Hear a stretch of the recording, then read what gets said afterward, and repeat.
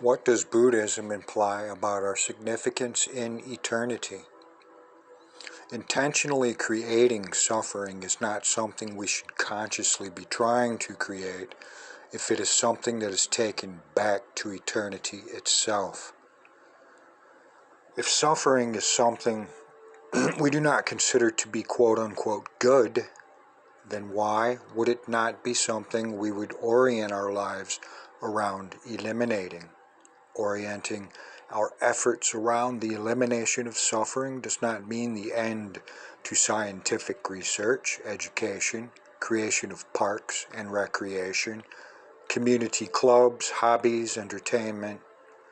Orienting our efforts around the elimination of suffering means just the opposite.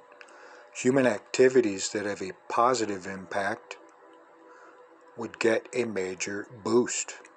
They would now no longer just take place, they would provide a means for us to spread positive impacts. They would obtain a major boost in terms of their significance because now we would understand that they are adding positive impacts upon eternity itself.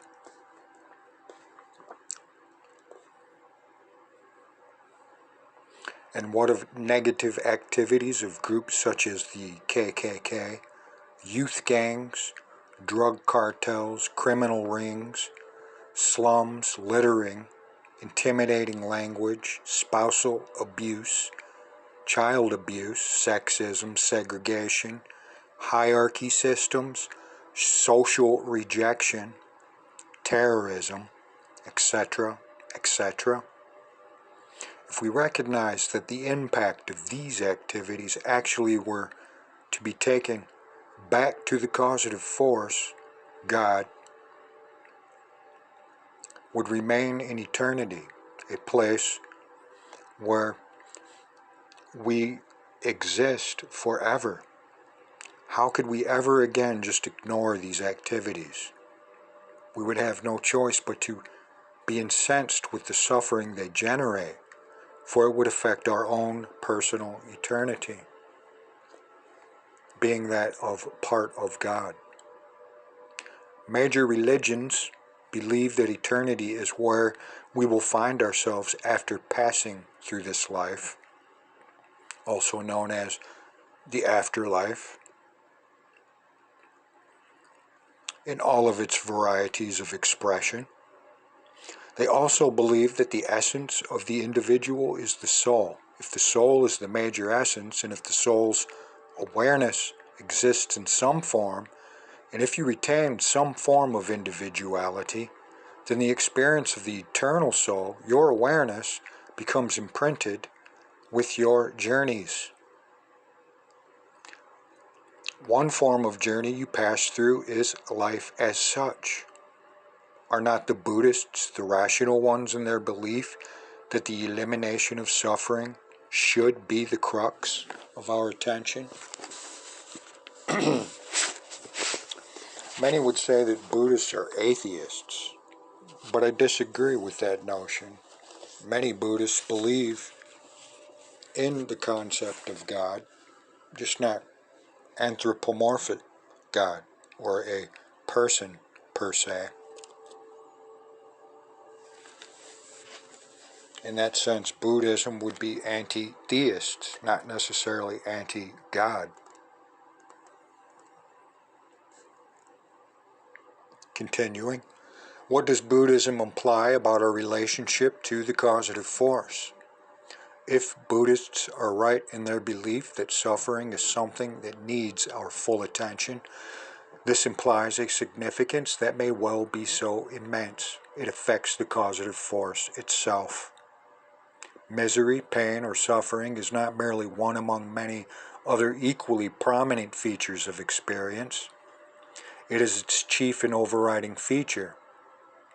If suffering is so significant, would it seem logical that in some way it might impact eternity? Since existing in eternity is in essence existing in the causative force, then it would seem that suffering may well impact the causative force herself. Who wants to be the one consciously impacting the causative force in a negative manner? Who wants to be the one impacting other souls that lie within the causative force in a negative manner? If it is not you who wishes to do so, then what other choice do you have other than to follow the Buddhist concept of attempting to eliminate suffering? Choices, free will. Some say we have free will, some say we are predestined.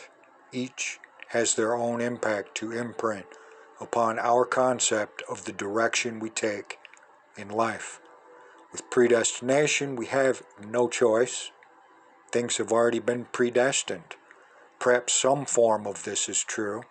After all, we have chosen to come into a life filled with suffering, pain, abuse, rejection, envy, isolation. If we have already existed within the arms of the causative force, however, if all is predestined, then our relationship to the causative force would take on the aspect of having been pre-planned. With predestination, all our suffering would be unavoidable.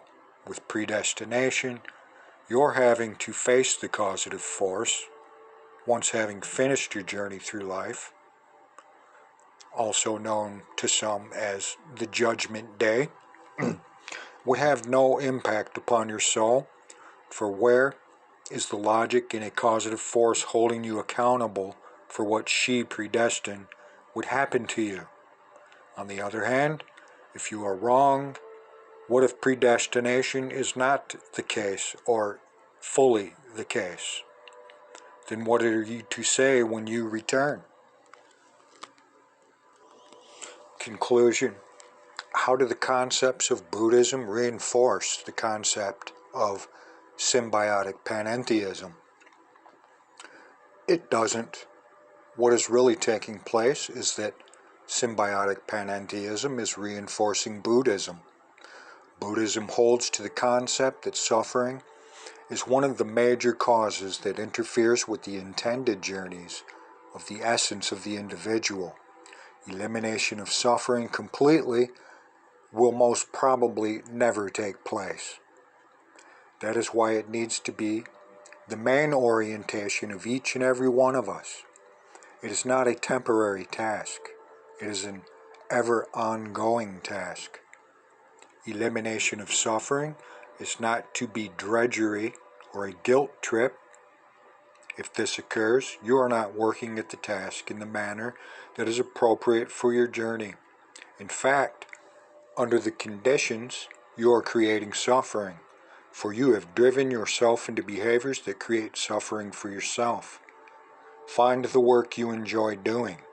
Find the contributions you can make to society through enjoyable hobbies, projects, recreation, volunteer work, occupations, ministry.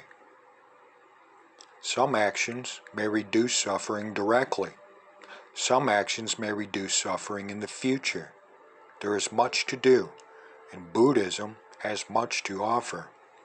The Buddhist concept is simple. There has been, there is presently, there will always be, through natural occurrences, enough suffering for us to experience while journeying through this aspect of existence. Is some suffering an important part of our journey? Is some suffering needed for our souls to be exposed to? Perhaps, but the Buddhists believe there would be more than enough natural suffering left if we eliminated all the humanly initiated suffering, whether purposeful or not purposeful. Suffering has already been taken into the causative force from the past, and this is obvious, for many things in history are already repeating themselves, just in another form, in another century, considering the arrow of time. Suffering will be generated in the future that will return to the causative force. There has been, there is, there will be continuing to be more suffering. It is illogical to fear changing life for the better because there may not be enough suffering for the causative force. If the causative force is omniscient, she does not forget.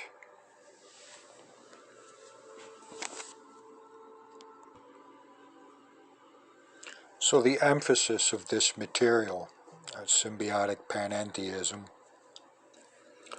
shows how panentheism could possibly be a bridge between Eastern and Western spiritualities.